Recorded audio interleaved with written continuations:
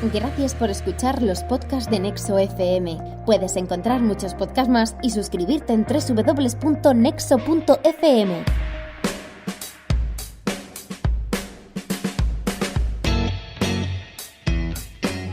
Hola y bienvenidos al episodio 3 del libro que tienes que leer.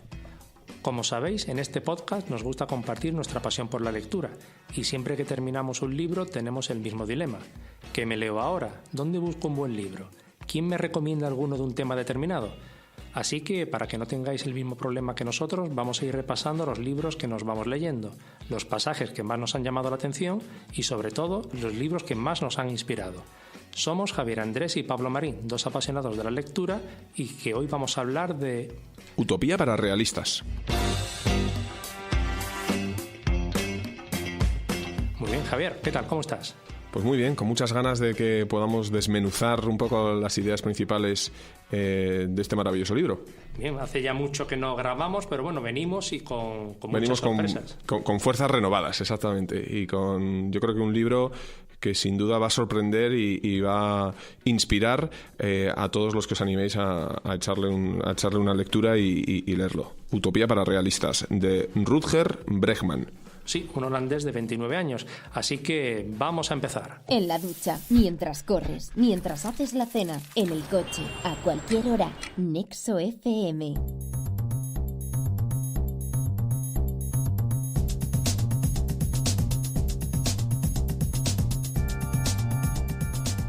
Bueno, Javier, antes de meternos con el libro, cuéntame, ¿cómo llegaste hasta él? Bueno, pues llegué como la mayoría de las cosas aleatorias que llegan a mí, muchas cosas a través de Twitter. Bueno, pues un día leyendo Twitter vi a una persona que seguía que comentaba que le había gustado mucho el libro y bueno, me metí un poco a buscar y claro, de primeras me llamó la atención por lo provocador del título, ¿no? El título es Utopía para realistas y es un libro que básicamente lo que habla es un alegato a favor de la renta básica universal, de la jornada laboral de 15 horas y de la eliminación de las barreras, ¿no? Que a priori son tres ideas que de manera preconcebida entendemos que son justamente tres utopías, ¿no? Claro, pues fíjate que yo llegué al libro gracias a ti que me lo recomendaste, pero cuando vi la portada y amarilla que es, me parecía un libro de aeropuerto que no, o sea, que para nada iba a ser un buen libro. Y como tú dices, es un libro maravilloso del que yo me quedo con frases y datos. Es decir, es un libro que tiene unas frases que te deja pensando mucho tiempo y unos datos que te hacen repensarte y el cambiar las ideas preconcebidas que ya tenemos.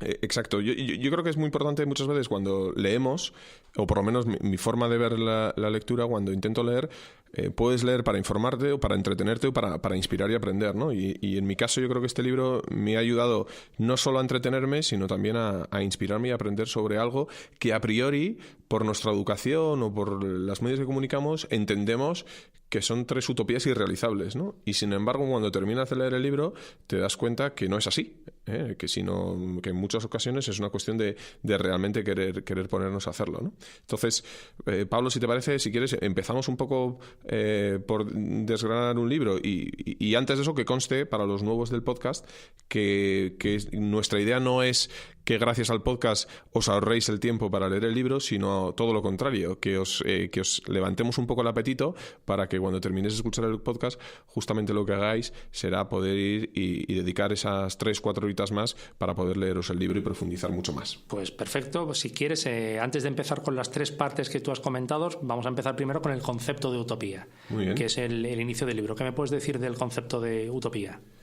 Pues quizás la mejor forma de expresarlo es una de las frases que cuentan al principio, introductoria, que se le atribuye a Oscar Wilde y que creo que ilustra muy bien lo que quiere reflejar el libro, ¿no? Entonces, la frase dice así: un mapa del mundo que no incluye utopía no es digno de consultarse, pues carece del único país en el que la humanidad siempre acaba desembarcando. Y cuando lo hace, otea el horizonte y al descubrir un país mejor, zarpa de nuevo. El progreso, pues, es la realización de utopías. Y es un poco ese concepto de necesitamos tener utopías para poder volver a ilusionarnos. Y justamente estos tres conceptos, el de la renta básica universal, el de la jornada laboral de 15 horas y el de la eliminación de las fronteras, son tres grandes utopías que el libro, en su opinión, impulsa para que poco a poco nos vayamos quitando las ideas preconcebidas y veamos que en muchas de ellas, si queremos realmente, pueden dejar de ser utopías. Claro, fíjate, pues yo me quedo, sin embargo, con la frase de no dejar que nadie nos diga cómo son las cosas. Si queremos cambiar el mundo, necesitamos ser poco realistas, poco razonables y pedir lo imposible. Recordemos quienes pidieron la abolición de la esclavitud, el sufragio para las mujeres o el matrimonio entre miembros del mismo sexo. Esta gente también fue tachada de lunáticos, hasta que la historia demostró que ellos tenían razón. Sin duda, es un comienzo de libro muy, muy bueno. Claro.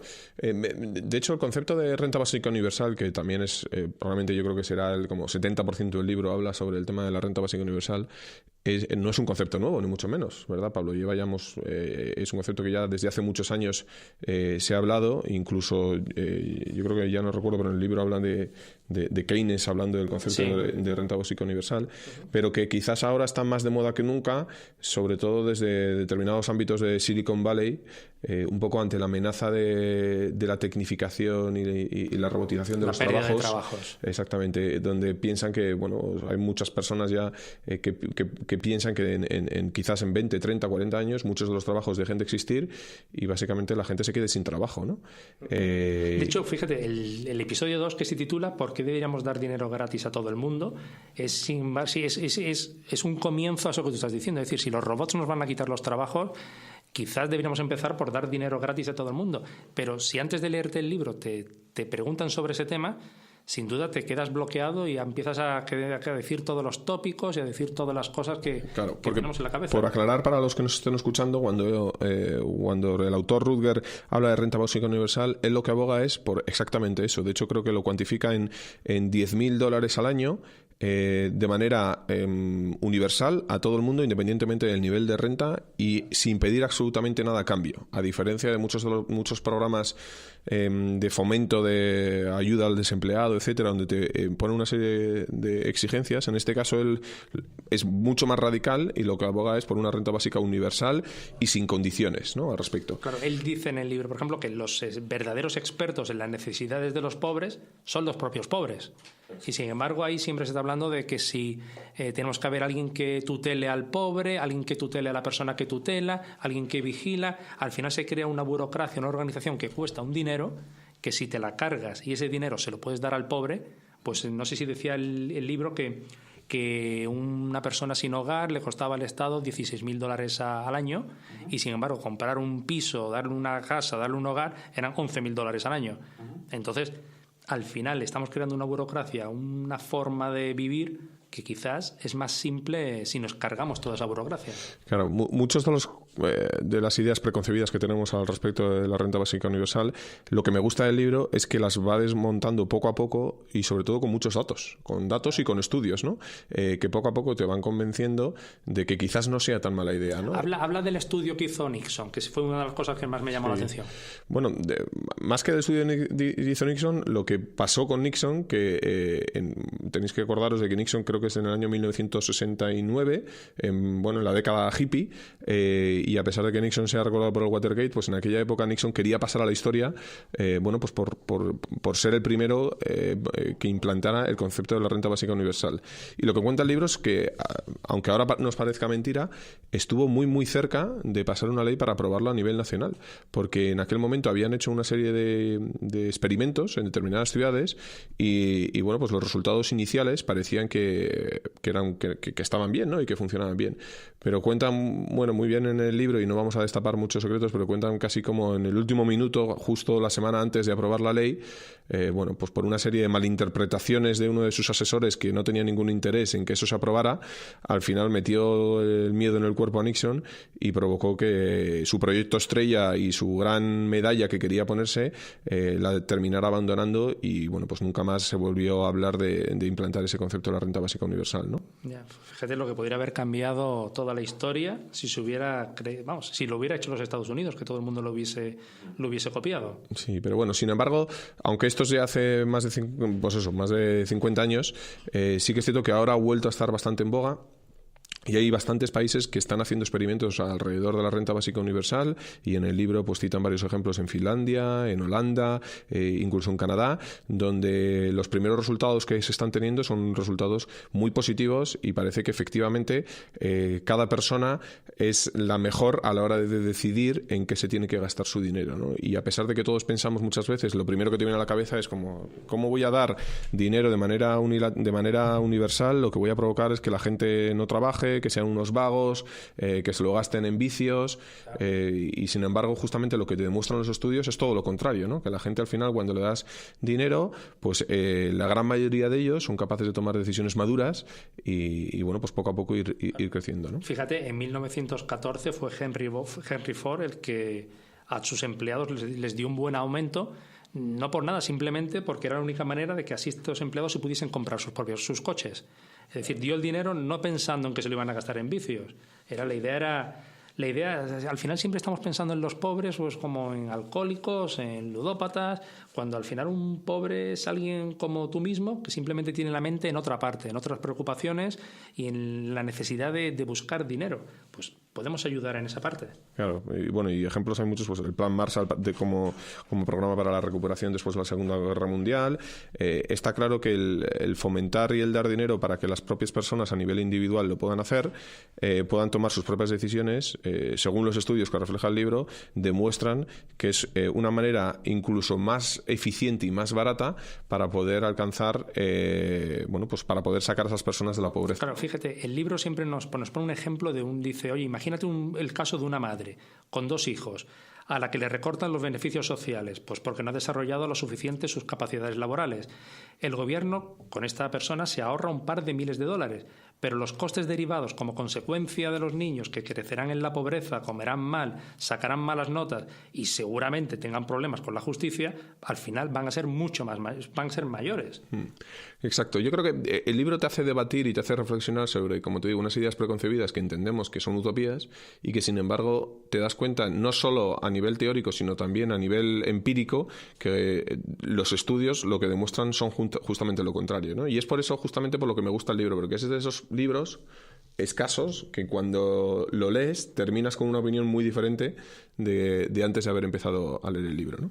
Claro, pues si quieres pasamos a la segunda parte del tema de la jornada laboral de 15 horas.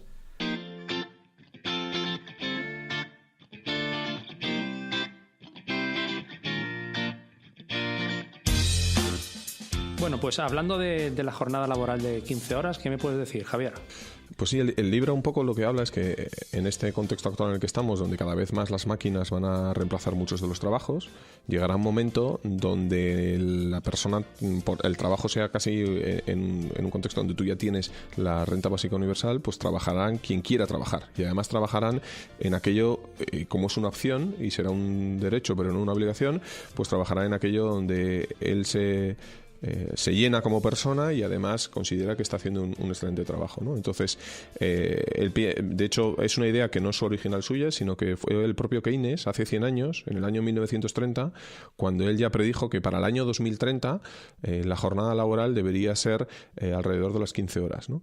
Y que quizás ahora nos parece una utopía, pero cuando nos paramos a pensar en las condiciones laborales de hace 100 años en las industrias donde la gente trabajaba pues 80 horas semanales y ahora estamos trabajando 40, incluso en Francia 35, pues bueno, mirando para atrás puede parecer que efectivamente quizás no sea tan utopía y pueda ser realista, no sé si en el año 2030 o más pronto o más tarde, una jornada laboral de 15 horas. ¿Tú qué te parece? ¿Te lo crees, Pablo, o crees que es más utopía que realidad? Pues la realidad de que después de todo lo que dijo Keynes, al final, hoy nuestros mayores retos al final no son ni el ocio ni el aburrimiento, sino el estrés y la incertidumbre. Al final nos estamos moviendo en esa parte. También me acuerdo de lo que decía Kevin Kelly, de que la productividad es para los robots. Lo que los humanos hacen bien es perder el tiempo, experimentar, jugar, crear y explorar. Sin embargo, eso a día de hoy queda como una utopía. No estamos haciendo nada de eso.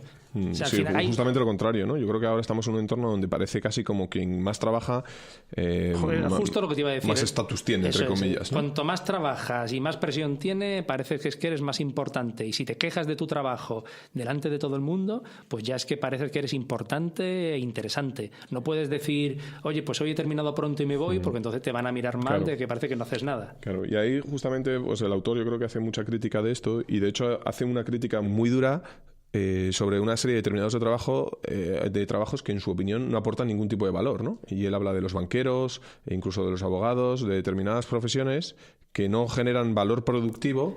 Lo que decías, cuanto menos bienes materiales haces, más dinero cobras.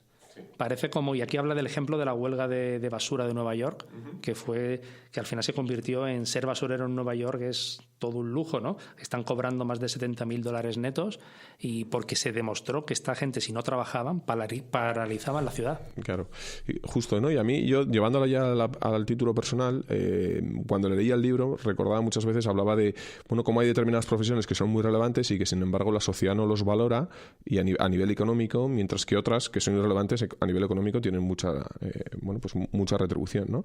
Y lo llevaba yo a mi terreno personal y yo que tengo 2 críos, tengo una persona en casa que nos echa una mano y me doy cuenta de lo importante que es esa profesión, ¿no? Que es una persona que al final cuida de tus hijos y sin embargo qué poco valorado está a nivel económica esa profesión cuando es tan importante como que está cuidando de tus propios hijos, ¿no? Entonces es verdad que alguien nos ha manipulado de tal manera para que pensamos que el estatus y el lujo y el éxito consiste en crear trabajos y dedicar muchas horas a hacer más ricos a los ricos y no a poder disfrutar nosotros de nuestro propio tiempo libre, ¿no? Vas a ver como si esa persona escucha el podcast te va a pedir un aumento de sueldo. A ver cómo se lo niegas. Sin embargo, fíjate, al final es lo que decía Oscar Wilde, de que el trabajo es el refugio de la gente que no tiene nada mejor que hacer. Nos han vendido esa idea y al final no debemos ver el verdadero ocio como un lujo o un vicio. Es tan vital para nuestros cerebros como la vitamina C, decía el libro. No hay nadie en la Tierra que cuando esté a punto de morir vaya a decir si hubiera trabajado unas horas más en la oficina o si me hubiera sentado un poco más delante de la tele. Sin embargo, al final, al final es lo que ves, que se trata, lo que decíamos antes, que tienes que trabajar mucho más y estar ahí súper presionado. ¿Tú firmarías por un mundo en el 2030 donde solo tengamos que trabajar 15 horas a la semana? Te lo firmo mañana. Sin duda, ¿no? No creo que encontremos mucha gente que, sí, pero que, sin no esté, embargo, que no esté de estoy acuerdo. convencido que si lo proponemos lo firmaría al 100%, pero estoy convencido de que luego a día de hoy ese mismo 100% no lo aplicarían y sería la misma gente que nos miraríamos mal a los unos a los otros si tú te quedas en la oficina y uno se te va. Claro. Aunque haya cubierto ya su plazo, aunque haya hecho su tarea. Claro. Ahí es un poco también cuando hace referencia a este mundo capitalista donde muchas veces los anuncios nos hacen desear cosas que no necesitamos gastándonos con dinero que no tenemos para impresionar a gente que no aguantamos, ¿no? Y es justamente esa mentira que nos hemos engañado, ¿no? Y ahí eso me recordaba mucho pues, todos estos famosos principios budistas de que no es más rico quien más tiene, sino quien menos necesita, ¿no? Que también destila un poco el libro. Bueno, pero tampoco se trata de que no compremos nada. Se puede comprar este libro, por lo menos. Claro, para pensar que hay que dejar de comprar cosas. Sí, pero fíjate, al final hablamos de los robots, que son los que se han convertido. Al final, cuando se habla de robots, siempre es el argumento más sólido, ¿no? Para hablar de la semana laboral más corta y de la renta universal. Sin embargo, la tendencia que se mantiene en realidad es de que el robot, cuando aparece, va a quitarnos empleos y va a aumentar la desigualdad. Es decir, por un lado vemos que nos pueden ayudar a tener una semana laboral más corta y por otro lado nos mete el miedo en el cuerpo de que como haya robots nos vamos a ir al paro. La verdad que es cuando menos hay incertidumbre al respecto, ¿no? Y diferentes opiniones. Sí, aquí podemos cerrar este capítulo con la broma que hablaba el libro de los economistas, hablando de que las empresas del futuro solo van a tener 2 empleados, un hombre y un perro. El hombre estará allí para alimentar al perro y el perro estará allí para impedir que el hombre toque la máquina. Y con esto entramos ya en lo que es la última parte del libro, la eliminación de las barreras para la inmigración. ¿Qué me dices de esa parte? Bueno, pues yo creo que aquí tanto el lector como el autor, yo creo que llegamos ya todos un poco desinflados y va mucho más por la superficie que respecto al primer capítulo cuando habla del tema de la renta básica universal, que profundiza mucho. Básicamente él lo que aboga es por un mundo sin fronteras, donde no haya inmigrantes y cualquier persona, como el trabajo va a ser una opción y va a ser un derecho y no una obligación, pues cualquier persona debería ser libre a la hora de decidir dónde quiere trabajar y dónde no. Fíjate, básicamente ese es el libro da un dato que dice que si todos los países desarrollados dejan entrar solamente un 3% más de inmigrante, el mundo tendría 305.000 millones de dólares más para gastar. Es un dato del Banco Mundial, es decir, que es impresionante. Sí, porque otra vez, como a lo largo de todo el libro, esas ideas que a nivel, cuando de primera te las sueltan, te pueden parecer utópicas, lo que hace magistralmente bien el libro es soportarte esas ideas con una serie de datos y de informes y de estudios, bueno, pues que te hacen pensar que efectivamente no es una utopía, sino que debería ser una realidad. El problema viene cuando al final estás intentando convencer de que, oye, de que es real, siempre se intenta como dejarte mal, ¿no? De decirte que, aparte de perro flauta, te intentan gastar la broma, te intentan decir que es que esto es imposible. Es más fácil que intenten ellos cambiar la realidad a que intenten cambiar pues su razonamiento o intentar comprenderlo. Por eso quizás es muy bueno este libro, porque al final, con números, con datos, con ejemplos, te replanteas todo y al final acabas cambiando tu razonamiento. Uh-huh. Sí, por eso. ¿Tú qué nota le darías, Pablo? Pues a este libro quizás la máxima puntuación que he dado hasta ahora, un 9. Toma ya, o sea que sí, realmente te ha gustado. Yo un poquito menos, le daría un 8,5. La verdad que muy bien, un notable alto, un libro corto, entretenido, divertido, que te da anécdotas, que te hace pensar y sobre todo que te ilusiona en pensar que un mundo mejor es posible si realmente nos lo creemos. Bueno, pues ya creo que nada más sobre este libro. Volveremos en el próximo episodio 4 y ahí sí que queremos que participéis todos vosotros. A través de nuestra cuenta de Twitter vamos a poner 2-3 libros para que votéis y según el libro que salga ganador, pues ese va a ser nuestro próximo episodio. Muy bien, pues nada, muchísimas gracias. Esperamos también, por supuesto, si tenéis o nos queréis recomendar algún libro que queréis que tratemos y hablemos en el podcast, pues más que encantados de recibir vuestras propuestas y hasta el próximo. Bueno, decir también que el Twitter es el libro que leer. Muy bien. Para que puedan seguirnos. Efectivamente, que nos sigan. Hasta la próxima. Hasta la próxima, un abrazo. Gracias por escuchar los podcasts de Nexo FM. Puedes encontrar muchos podcasts más y suscribirte en www.nexo.fm.